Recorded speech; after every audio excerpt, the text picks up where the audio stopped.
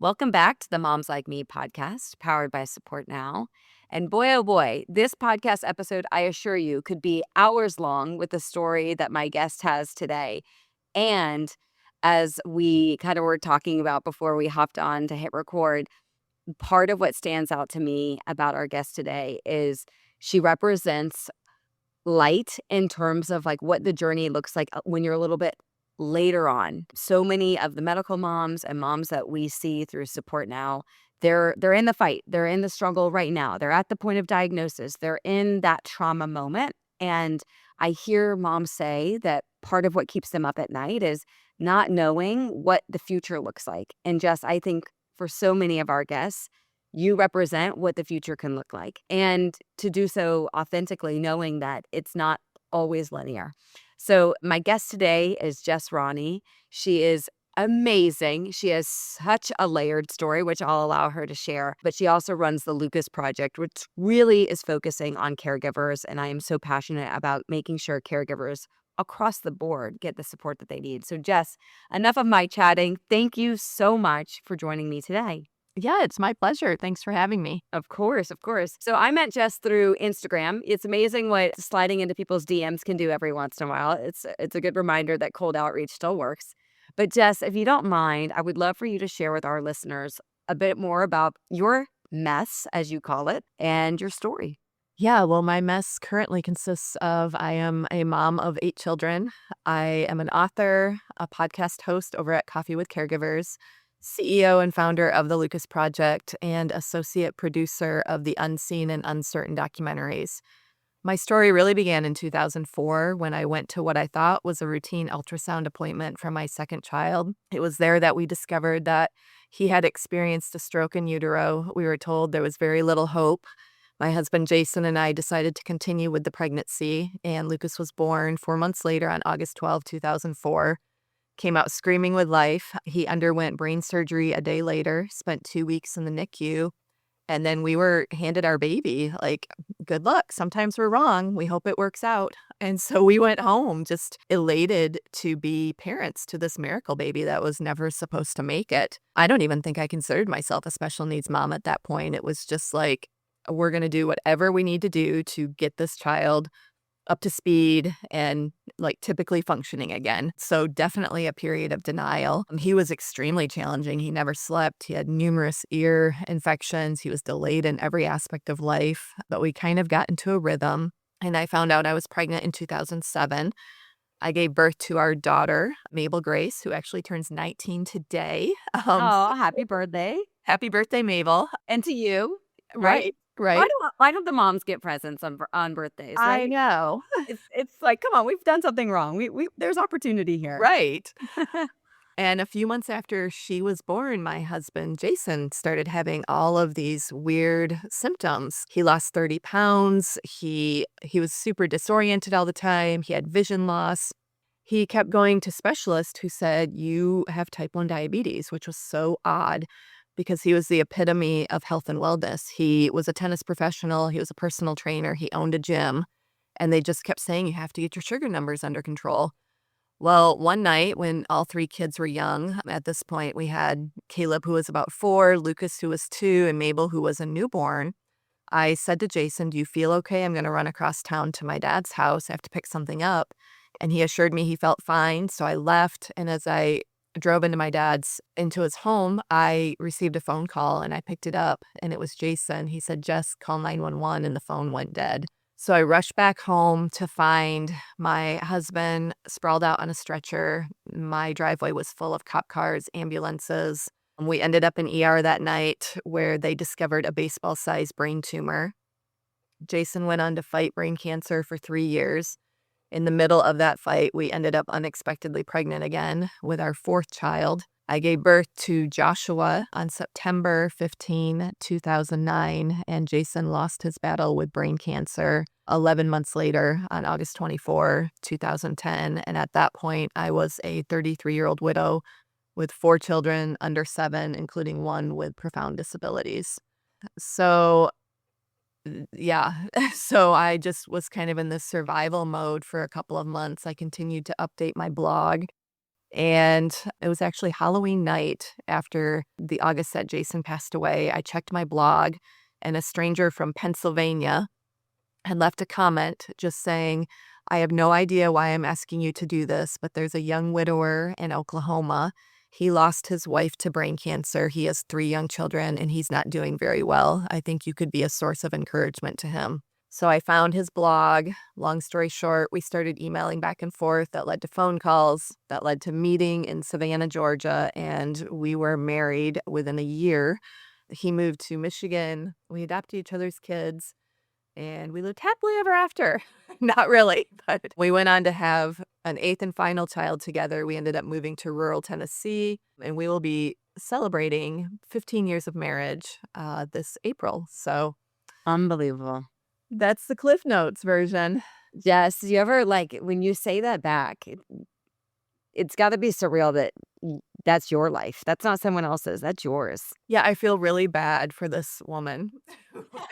You're like, "I don't know who this I is, I that sounds terrible." Man, can I bring her a meal or something? Like, that sounds like a lot. It's kinda like when you look back on, like, the trauma you experienced as a child and you start to grieve that trauma, and what that young person had to go through. That's enough removed at this point from those experiences where I can sort of look at it more objectively and not so emotionally. Yeah, but I think that that's where people hear this and they're like, "How?" Like, how do you actually get out of that state where you can step back? There's so many elements to this. There's the grief element to this. There's the new life, new husband. There's the 8 kids. There's the child with a severe disability. I'm curious.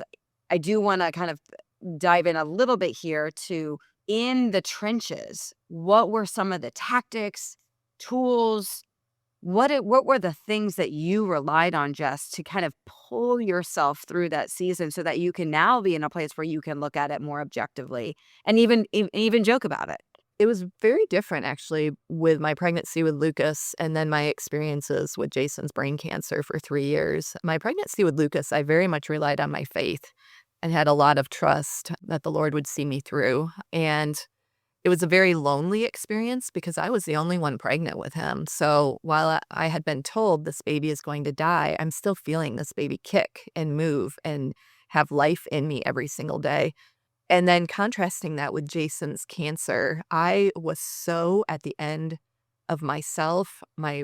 Any amount of energy I had was built on anger. Anger was kind of the adrenaline that I used to get through that period. I was so angry that, at one point within 3 years, I had gone through like 5 brain surgeries between Jason and Lucas, just holding on by a thread. But with Jason's brain cancer too, I had more help than I knew what to do with. Like people rallied.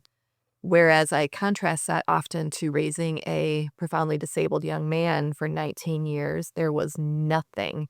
It was like we went home with our miracle baby and people were like, yes, they won, having like no comprehension of how much work was then going to have to go into raising this child for the next 19 years. But with Jason's cancer, like people are familiar with that. That feels familiar. I don't really know of any other words. Yeah. So they are very eager to step in and bring the meal or help with the lawn care, or help with the house cleaning. But there's kind of this fear factor that goes along with raising the disabled child where people don't really know how to help. Why do you think that is? I think, with cancer, it's familiar and it's short term. We like to step in, feel good about ourselves. It's why short-term missionary trips too are popular. We go, we help, we get the pictures, it's more about us. We feel good, and then we can go back to our comfortable lives. When you have Mm. a child who is not getting better and continues to honestly exhibit more behaviors, get bigger and stronger, have more aggression, like this is never going to end. Like we have to keep helping this family forever. Like that seems like too big of a task to step into and provide some relief for. So I think it's more comfortable for a lot of people just to simply ignore those families rather than step in and try to help in some way. Well, and again, I know I used this term earlier, like, it is messy, right? And I Yeah. feel like, especially in our culture where we want the Cinderella story, we want the happy ending.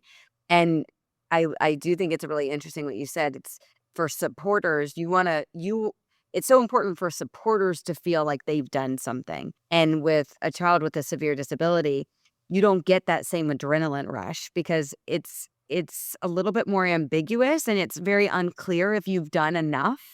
Because Right. I do think people center support on themselves. Some people center it on the family, of course, but intrinsically, you're doing it for you. I think what you said is so interesting because I think while people are very interested in supporting a family through a major life moment, we do it because intrinsically we want to feel good about ourselves. Mhm. And there is a messiness, there is a uncomfortability with a disabled child that will never, quote, "recover." Mhm. With a cancer diagnosis, you either feel better Right. and you get you get a version of someone that you loved, or they die. Right. And that sounds very dramatic, but, like, those are the 2 outcomes. There's an And I end in think that sight. we look for binary options. We look for, like, those extremes. I think, like what you're saying, which I completely resonate with, not necessarily personally, but just anecdotally from families we talk to, is that people really struggle with, like, this is forever. Like, Mhm. you live in this, Mhm.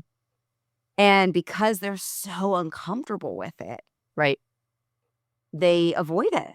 And then, it's that 16-year-old who's incontinent. Like, he's still in diapers? Yeah, I mean, talk about messy. Like, you can get help when it's a 5-year-old who's still cute and incontinent, but when that 5-year-old is raging and incontinent, like, nobody wants to step into that anymore. And so it's easier just to ignore those families and pretend like they don't exist, or they're fine, they have their miracle baby. I mean, they should be happy, right? Right? It's like it's just interesting how we try to frame things. It's like, "Oh, they must be fine. They must be so grateful that they had this Mhm. baby, and they'll figure it out. This is God's plan for them, et cetera, et cetera." Meanwhile, you could actually use all that support that you received for your husband Right, even more 10 years later, right. which is really, really interesting. So let's talk a little bit more about Lucas because I do think this is the one of the more important pieces that I wanna get into because like you mentioned, people rush at the point of diagnosis, they rush at the point of loss. It's a lot harder for people to see how messy and how hard it is on a day-to-day basis with a child with special needs. Mhm. Explain to me a little bit what happened. Or really, you talked about how difficult Lucas was as a baby, right? The not sleeping, all those challenges.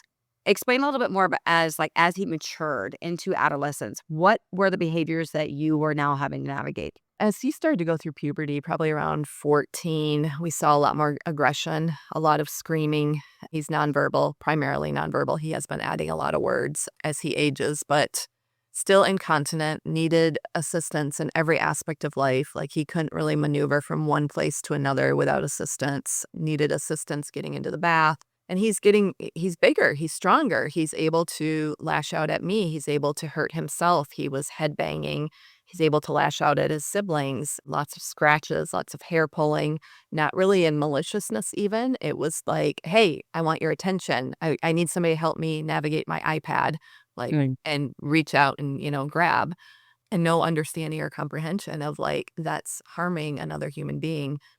And so, like, these were sort of our very, very dark days. My current husband, my new husband, Ryan, ended up losing a ton of weight because he was having panic attacks almost daily.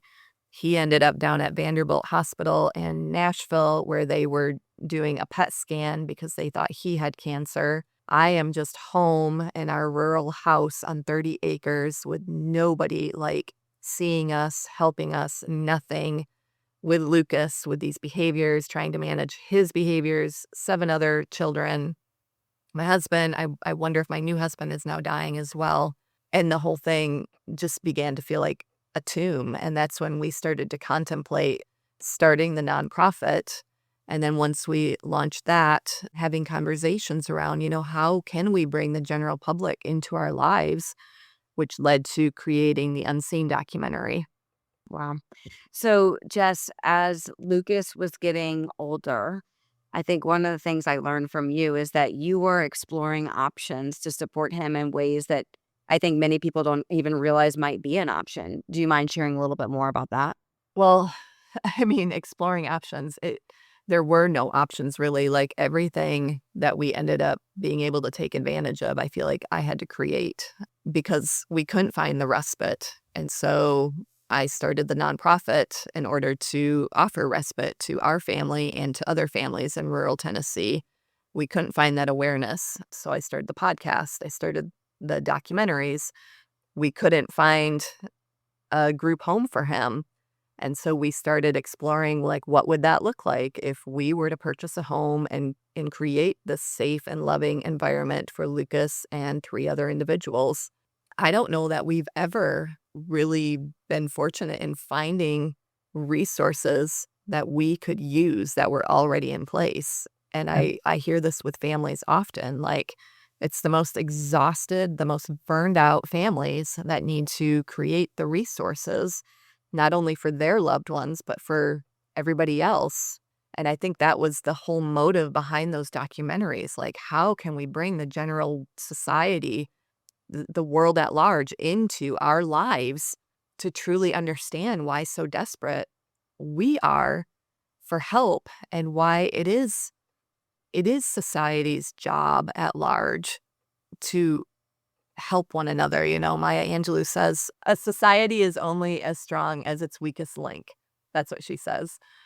And these links that we have throughout our society, all these caregiving links, all these caregiving families, we need to surround them. And by strengthening them, we will strengthen society as a whole. And that's been the message that I'm trying to convey now that I'm out of that 24/7 caregiving experience. Yeah, so explain to our listeners what a group home is and like where Lucas is today because I think for some people they just may not be familiar. Well, we ended up leaving Tennessee because, well, we left our rural home, we moved to Nashville in the middle of COVID, thinking that surely Nashville would have more resources because it was a bigger city, and we did not find anything there. And so we ended up moving back to my hometown in Michigan because this is where we at least have friends and family to support us. And we reasoned if they wouldn't support us with Lucas, at least they would support us with our typical children. And so we moved back here and it was better here. The resources are definitely better. I was able to get paid as a caregiver. We were able to get state funding for respite, but we still knew like for the health of our family, for the health of Lucas's siblings, for the health of, for my physical and mental and emotional health, we needed to figure out a long-term solution for Lucas because I wasn't going to necessarily assume that his siblings would just take over someday if, God forbid, something happened to me or his dad. And so my husband is a landlord. We have different rental properties, and we started brainstorming about the possibility of having a rental property for disabled young adults, Lucas being one of them. And what would that look like? Could we transfer, the knowledge we had as landlords into a project like that?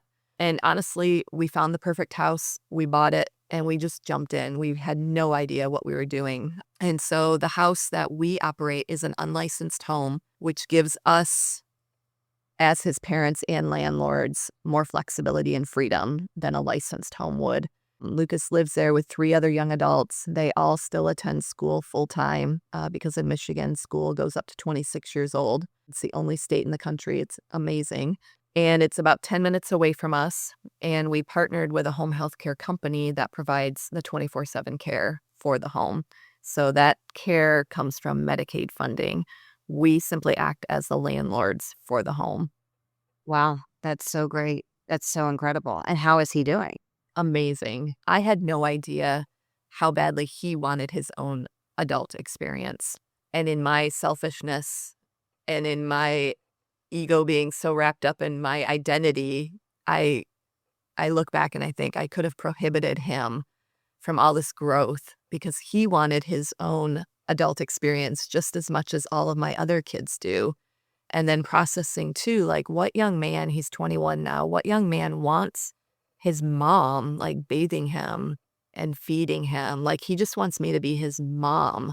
And so that shift has been incredible for him, for me.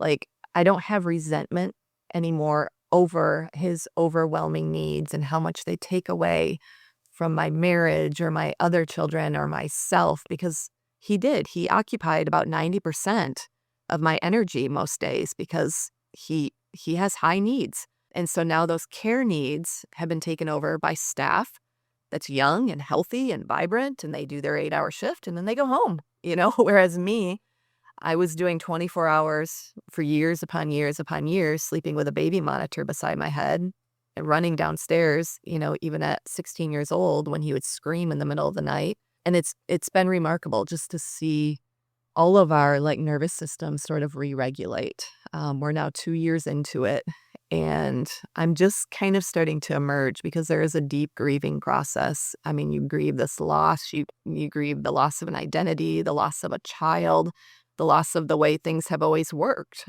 And then all this other stuff bubbles up that hasn't had an opportunity to bubble up in so long because there was never space. So, things with other relationships that you have time to finally address, and it's I pretty mean, remarkable. it's remarkable. I mean, you're talking about decades worth of tangled grief, layered Yeah. grief in every perspective imaginable. Because again, I say this all the time. People get so confused with the idea that grief just means loss, and it's so much more than that. It's so much deeper than that, especially if you have a child with disabilities. And it sounds like for you, Jess, I mean, from the second Lucas was born, or really, I guess once your second was born, life was going so fast. It's like Yep. you couldn't pause, you couldn't stop to reflect, you couldn't stop to really, like, take all of this on and make sure you're taking care of your internal organs and your thought because life was just going. Yeah. I mean, I think I kinda lived in survival mode for about 19 years, and then Mm, we moved Lucas in February of 2024, and I came home and hit total burnout. I went to bed and hardly moved for 3 months. I was so exhausted. My body was in excruciating pain, and I just laid there and cried some days, and all of this stuff started to bubble up as I even realized, I'm the oldest of 12 kids. When I was 2, my mom had twins. And understanding, I have been in some sort of caregiving role since I was 2 years old, and even grieving that little girl then who has never come up for air for 46 years, and that's what I'm talking about, there was finally space to, process and look back and, have that stuff come up and to get it out of my body. Like I said, my body had kept the score, and I was in so much pain I could hardly move, but as I grieved, that pain started to leave my body. right, like, as you allowed yourself to actually, like, feel all of it and Yes. just lay and sit and cry, Yep. it's like you can feel that, like, outer layer, like, that being able to just shed all of that. That has to feel remarkable. Yeah, it's been kind of a 2-year process, like I mentioned. I'm just sort of kind of reemerging and being like, "Okay, who Okay. am I now?" Without this caregiver identity, and I even saw somebody comment on Facebook the other day. She's like, "Wouldn't it be so amazing if all of us special needs families could get together and we could start a community and we could all take care of each other's kids?" And I was like, "No, like, that sounds horrible." Right, like, I'm trying to remove a hat. I'm not trying to gain, I'm not trying to 100 get, more. 20 autism or kids with autistic tendencies, Yeah. that I'm now micromanaging and having to take care of, and I think when you're so entrenched in that, though, in that trauma, in that survival mode, that's all you know, and that's all you can know is that singular focus of, disability or autism or special needs. But once you remove yourself for a little bit and you're like, gosh, I think I'd like to take a pottery class, or I'd like Well, to. so that was my next question. As you begin to dip your toes into this independent Jess, this Jess that can live for her. I mean, granted, you still have Right, a bunch of so kids. many kids. But What does that look like? What are your dreams? Like, what do you want? Do you know what you want? yeah, it's interesting. I wanted to take pottery, so I took a couple of classes with my daughter. I really enjoyed that. I'm very creative, and that creativity has always been funneled into advocacy work, the podcast, the films, the books. I've started to say to my agent and my publisher, I don't know that I want to write just caregiver books for the rest of my life. And they're kind of like, well, you have to. That's your audience. And I'm like, I don't have to. I can write other books. I think trauma has been very interesting to me. Yoga Nidra, somatics, those two tools have been life-changing in my healing. I do both every single day, just learning how to lean into rest. I don't think I've rested in years and years up until these past 2 years. And then, being able to teach this knowledge to other caregivers, because these are two tools that you can really incorporate in your daily life and re-regulate your nervous system a little bit while you're still living in the chaos. And I wish I would have known about these tools when I was raising Lucas. Yeah. Yeah. Well, it is the most incredible journey that you've been on. One that I feel like I'm so hopeful for you that that things are just a little less hard, and that you can emerge and reemerge as, again, this person that is, like, deep down inside that you just haven't had time for.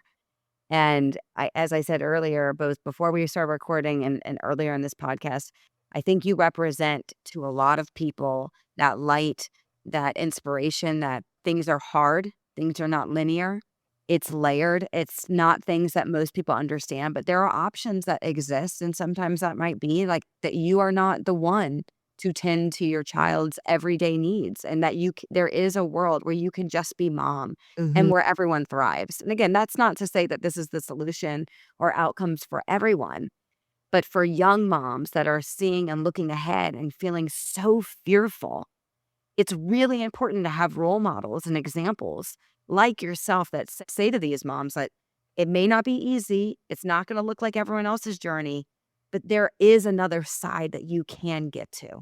That's so important, Jess. Like that is like it's almost like a caregiver champion. That's what you are.